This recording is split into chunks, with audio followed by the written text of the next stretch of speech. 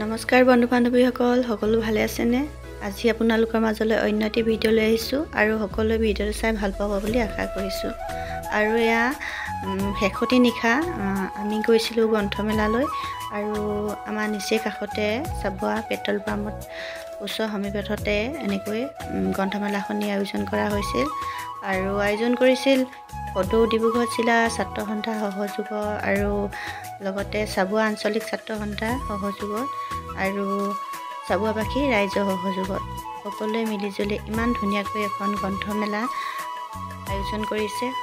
সঁচাকৈ বহুত ভাল লাগিল গ্ৰন্থমেলাখনলৈ গৈ আৰু তাত বহুত ধুনীয়া ধুনীয়া গ্ৰন্থ আৰু কিতাপ আহিছিল। আমি সকলোৱে চালোঁ, চাই আৰু বেটা বেটীহঁতক দেখুৱাইছোঁগৈ যে কিতাপৰ প্ৰতি কেনেকুৱা আগ্ৰহ হ'ব লাগে আৰু লগতে দুখনমান কিতাপো কিনিলোঁ।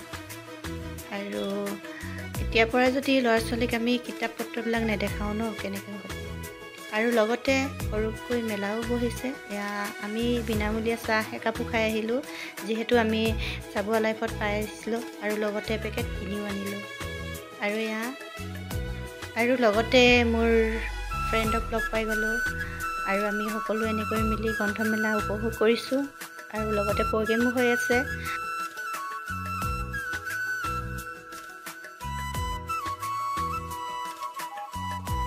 আৰু এতিয়া আমাৰ সকলো মৰমৰে চক্ৰপাণীৰ পৰাশৰ দাদা অলপ বক্তা শুনো আহকচোন।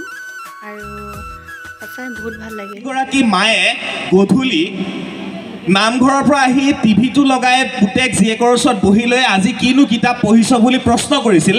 আজি সেইজনী মা, সেইজনী জেঠাই, সেইজনী বোৱাৰীয়ে নামঘৰৰ পৰা আহি বিচনাত পৰি লৈ আজি কাৰ মেছেজ কি আছে, ফেচবুকত কি ৰিল শ্বেয়াৰ হৈছে, এইবিলাকত ব্যস্ত হৈ পৰিছে। প্ৰত্যেক ঘৰত আপোনালোকে যদি চাই আপোনালোকে দেখিব। মই সঁচা কথা কৈছোঁ নে মিছা কথা কৈছোঁ আপোনালোকে চাব, হয়নে নহয়? যদি ভাল কৰিছোঁ হাত চাপৰি এটা বজাব লাগে। এইবিলাক কথা আপোনালোকে ঘৰে ঘৰে চাব। কিন্তু সেই গধূলি সময়খিনিত আমি সকলো একেলগে বহিছিলোঁ, আড্ডা মাৰিছিলোঁ, চাহ একাপ খাইছিলোঁ। আজি কি হ'ল? আজি লাহে লাহে মায়েও দেখিছোঁ ফেচবুক স্ক্ৰল কৰি আছে, দেউতাকো দেখিছোঁ ফেচবুক স্ক্ৰল কৰি আছে। আমি 7জনমান বন্ধু একেলগে বহিছোঁ। কি কৰিছোঁ? ইজনে সিজনৰ মুখলৈ নাচাওঁ, সিজনে সিজনৰ মুখলৈ নাচাওঁ। আমি ভাল নে বেয়া বুলি এটা প্ৰশ্ন নকৰোঁ। আজি তোৰ ঘৰত কি হ'ল, তোৰ আজি কিবা সমস্যা হৈছে নেকি ফিল নকৰোঁ। এনি টাইম মোবাইলটো উলিয়াই লৈ আমি এইবিলাক কৰি আছোঁ। আৰু যদি আপোনালোকৰ এটা কথাই ক'ম, যেতিয়া এটা সাধুৱে কৈ দিওঁ আপোনালোকক, শেষ কৰি পেলাওঁ। আমাৰ এনেকুৱা মেলাবিলাকত ধৰক অভিভাৱকে নিজৰ সন্তানক লৈ আহে। আমাৰ আজিকালি মই এটা ল'ৰা সন্তানৰ পিতৃ, গতিকে এই কথাবিলাক ময়ো ক'ৰবাত পঢ়িছোঁ কাৰণে আপোনালোকক অকণমান ক'ব বিচাৰিছোঁ। কাৰণ আজি ইয়াত মই বেছি কথা নকওঁ, কাৰণ সন্মুখত মঞ্চখনত চাওক কিমান জ্যেষ্ঠ শিক্ষিত ব্যক্তি, কোনোবা অধ্যাপক, কোনোবা ডক্তৰ, কোনোবা উদ্যোগী, ব্যৱসায়ী, লেখক, অধিবক্তা, সকলো আছে। আপোনালোকে ভাবি চাওক, তাৰ মাজত মই এই নগণ্য মানুহটোৱে যদি ডাঙৰ কথা কওঁ মোৰ নিজে লাজ লাগিব। কিন্তু শেষত এটা কথা কৈ থৈ যাব বিচাৰিছোঁ, অভিভাৱক কেইবা প্ৰকাৰৰো থাকে। মন কৰিব কেই প্ৰকাৰৰ অভিভাৱক। 1 নম্বৰ অভিভাৱক যে মোৰ ল'ৰা যি মন যায় কৰ, হয়নে? বেলেগে একো প্ৰশ্ন কৰিব নোৱাৰে, মোৰ ল'ৰা ন। 2 নম্বৰ অভিভাৱক